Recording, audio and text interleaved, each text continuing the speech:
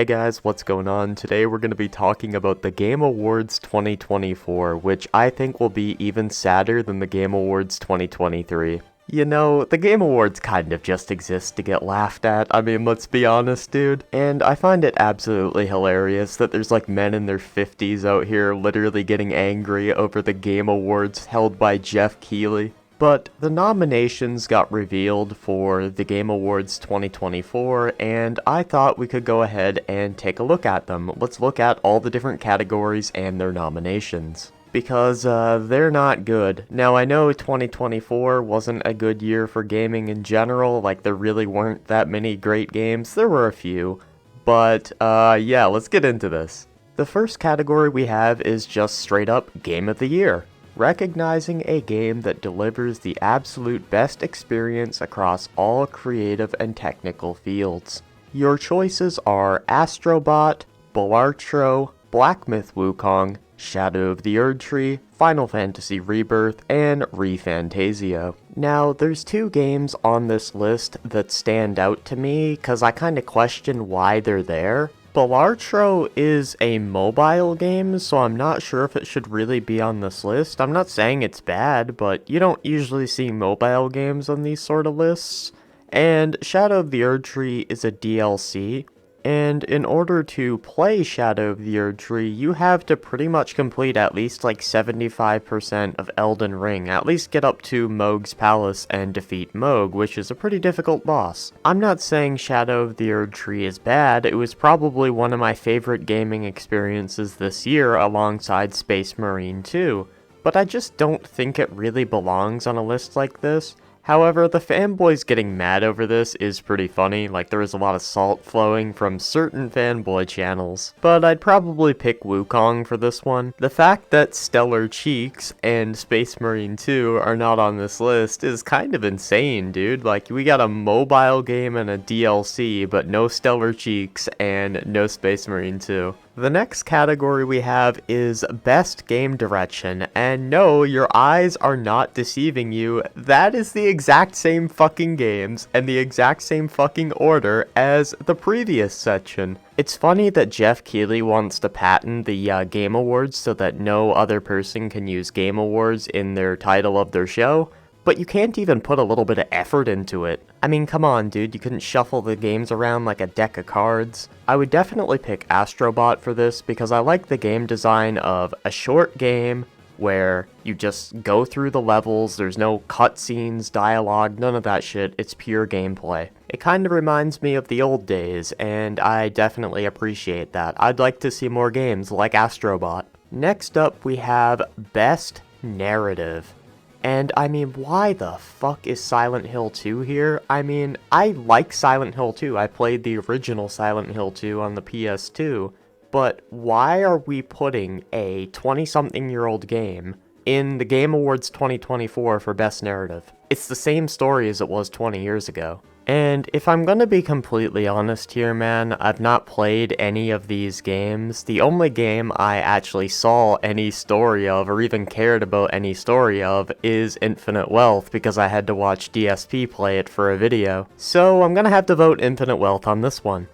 Next up we have Best Score and Music. Our choices are Astrobot, Final Fantasy Rebirth, ReFantazio, Silent Hill 2, and Stellar Cheeks.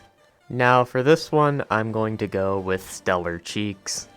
Next up we have Best Art Direction. We have Astrobot, Wukong, Shadow of the Erdtree, ReFantazio, and Neva. Now, I am going to give this one to Astrobot because I really like the cartoony look. I like how colorful and bright everything is. I wish we got more games that looked like Astrobot because not only do they usually run better, but they just look unique and they're not like this realism UE5 slop. So many games nowadays try to look realistic, and obviously that's just gonna make them all look the same. For Best Audio Design, we have Astrobot, Black Ops 6, Final Fantasy Rebirth, Hellblade 2, and Silent Hill 2. Now, in all honesty, what do I even pick for this one? None of these games do anything technically impressive from an audio standpoint. Like, yeah, Hellblade 2 has the voices, but they're more annoying than anything. I guess I'll pick Astrobot, because Astrobot's cool. For best performance, we have Brianna White,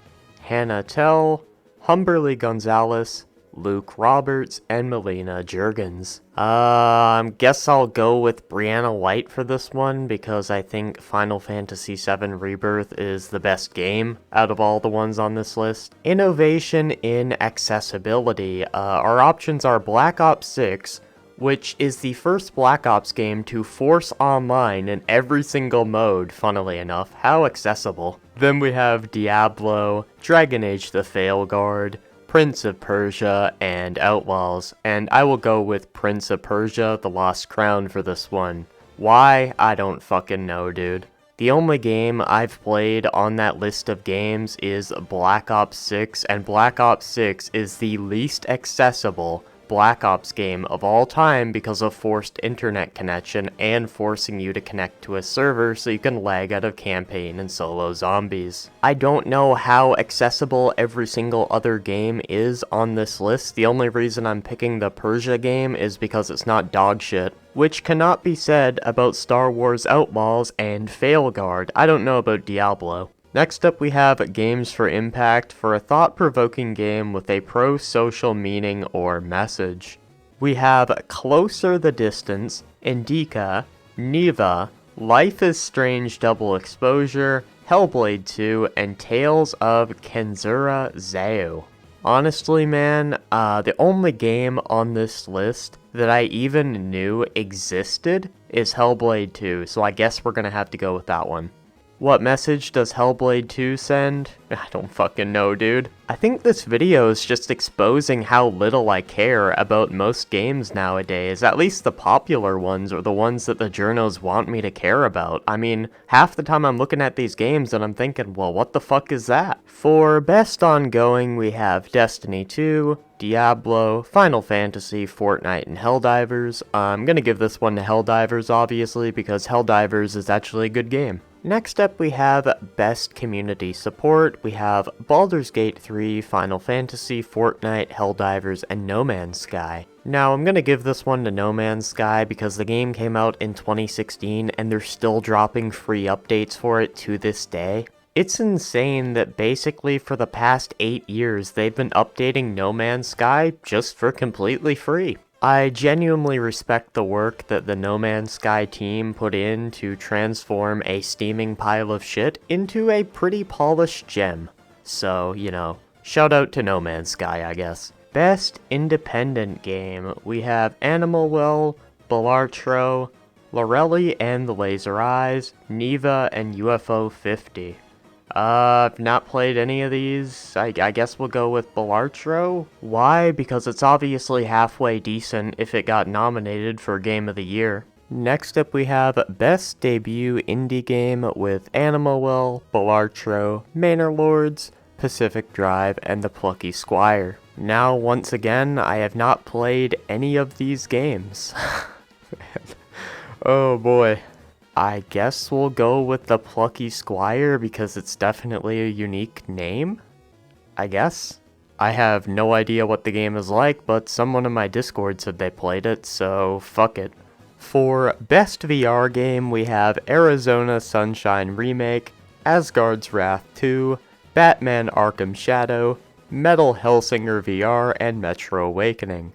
I'm going to go with Asgard's Wrath 2, as it is the only one I played, and I actually had a decent bit of fun with it. There was this really cool dragon fight at the beginning. It's a pretty cool game from what I've played. For Best Mobile Game, we have AFK Journey, Balatro, the Pokemon Trading Card Game, Wuthering Waves, and Zenless Zone Zero. Now, I'm just gonna go with Pokemon because that's the only thing I even know about. For Best Action Game, we have Black Myth Wukong, Black Ops 6, Helldivers 2, Stellar Blade, and Space Marine 2. I am going to go ahead and give it to Space Marine 2 because I just really liked that game. I know it's short and all, but for me, I would rather a really great 8-hour experience than a mediocre 50-hour experience. But those selections were actually really good. Like 4 of those games were actually great games. Those being Wukong, Stellar Cheeks, Space Marine, and of course Helldivers 2. And Black Ops 6 is alright. I don't think Black Ops 6 is bad by any means. Next up we have Best Action/Adventure with Astrobot, Prince of Persia: The Lost Crown, Silent Hill 2, Outlaws, and Echoes of Wisdom. Now, why the fuck is Outlaws on this list? That game was a broken heap of shit. And why is Silent Hill 2 or Astrobot on this list? I'm not saying they're bad games, in fact, I think the opposite. Silent Hill 2, I've not played the remake, but the original was a really good game, and Astrobot's a really good game. But they're not action-adventure games. Astrobot is a platformer, and Silent Hill 2 is a survival horror game. Like, are the pickings so slim that you actually have to put platformers and survival horror games in action-adventure categories? Come on, man. For Best RPG, we have Dragon's Dogma 2, Shadow of the Erdtree, Final Fantasy Rebirth, Like a Dragon: Infinite Wealth, and Metaphor ReFantasio. I'm gonna go ahead and give this one to Shadow of the Erdtree because it's the one I had the most fun with. A good second choice would be Final Fantasy VII Rebirth. For Best Fighting, we have Dragon Ball Sparking Zero, Grand Blue Fantasy vs. Rising, Marvel vs. Capcom, and it's a collection game, I don't know why it's on this list, Multiverses, and Tekken 8. I'm going to go ahead and give this one to Dragon Ball Sparking Zero. I just think Dragon Ball's awesome, and Sparking Zero got great reviews. Everyone I've talked to liked it, so yeah. Next up we have Best Family. We have Astrobot, Princess Peach Showtime, Super Mario Party Jamboree, Echoes of Wisdom, and The Plucky Squire. I'm going to go ahead and give this one to Super Mario Party because it's the only one that I know that you can play with your family. Like, I think the other are single-player games, so they're not really family games. Why are we putting single-player games on a list of family games? I thought the whole idea of family games were to be games that you play with your family. And sure, you could play games like Echoes of Wisdom with your family and take turns, but that's not really the same thing.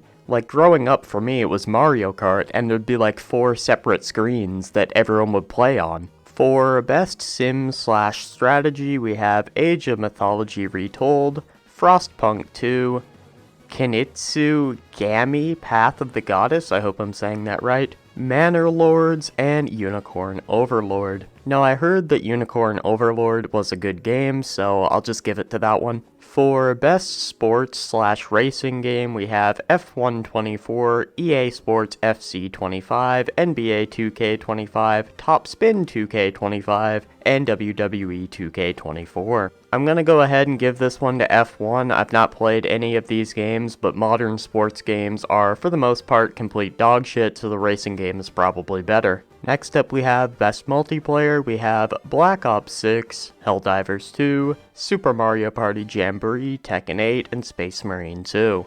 I'm gonna go ahead and give this one to Helldivers 2. It was a breakout success and is great PvE multiplayer. I would give it to Black Ops 6 because I think the gameplay itself is decent, but the EOMM, where it basically rigs the matches against you, and the super strict SBMM, for me personally, it just doesn't click with me. However, a lot of people did seem to enjoy Black Ops 6, so more power to them. For Best Adaptation, we have Arcane, Fallout, Knuckles, Like a Dragon Yakuza, and Tomb Raider: The Legend of Lara Croft. Now, the only one that I've seen any of is Fallout. I heard The Legend of Lara Croft was just complete dog shit from other people. I don't know, I haven't watched it, but yeah, I'm just bringing it up, man. Next up, we have Most Anticipated Game, Death Stranding 2, On the Beach, Ghost of Yotei, Grand Theft Auto 6, Metroid Prime 4, and Monster Hunter Wilds are the selections. Now, I'm going to go ahead and give this one to Grand Theft Auto 6, but let me ask, where the fuck is Doom: The Dark Ages? Next up we have Best Content Creator of the Year. We have Queso, Ilo Juan, I hope I'm saying that right, Techno Gamers, Typical Gamer, and Usada Pecora? I hope I'm saying that right, man, but I'm gonna give it to Queso because he's actually kind of funny. Best esports game, we have Counter-Strike 2, Dota 2, League of Legends, Mobile Legends, bang bang, I've never heard of that before, and Valorant. I guess I'll give it to CSGO 2. I don't think it's as good as CSGO 1, but whatever, man. For best esports athlete, we have 33, Alexib, Chovy, Facker, Ziwu, and I'm not even going to try to pronounce the last guy's name, but we'll give it to Chovy. And the last category is Best Esports Team. We have Billy Gaming, Gen G, Navi, T1, and Team Liquid. And I'm going to give it to Navi because I don't know, man. I don't know any of these other teams. I know who Navi are. And that is going to wrap up the nominations for Game of the Year 2024. 2024 has not been a good year for gaming. We have seen barely anything from Nintendo or Microsoft. Sony had a somewhat decent year, but they had a lot of flops too, so like, alongside their good games like Stellar Blade and Astrobot, they had shitty shit like Concord and the useless Horizon remaster. Then you had all the slop that Sweet Baby worked on like Unknown 9 Awakening and Soylent Squad. So many games this year were destroyed by performance issues. You had countless remakes and remasters, some of them being worse than the originals, like the Dead Rising Deluxe Remaster. You had games like Dragon Age the Veilguard just absolutely flop after fans waited 10 years for another sequel in Dragon Age. It's just been a clusterfuck of a year. I know you could argue that I'm just being overly negative or whatever right now, but the truth is I'm just not satisfied with the output of gaming in 2024. There have been good games here and there. I think Stellar Blade is a great game. I think Space Marine 2 is a great game. I think Astrobot is a great game. Those are some examples. However, let's compare 2024 to 2023. There's a huge difference. And Indiana Jones is the only game I can think of that's still to come out this year, and it's got lower pre-order sales, I read somewhere, than Dragon Age the Veilguard, which flopped. 2025 looks promising though. We have GTA 6 coming out, and we have Doom the Dark Ages, which there's no way they can fuck that up. But I really don't have that much else to say. I mean, I'm not putting all the blame on the Game Awards for being very lackluster. They really didn't have all that much to work with. And yeah, I'm out, man. That's all I had to say for today.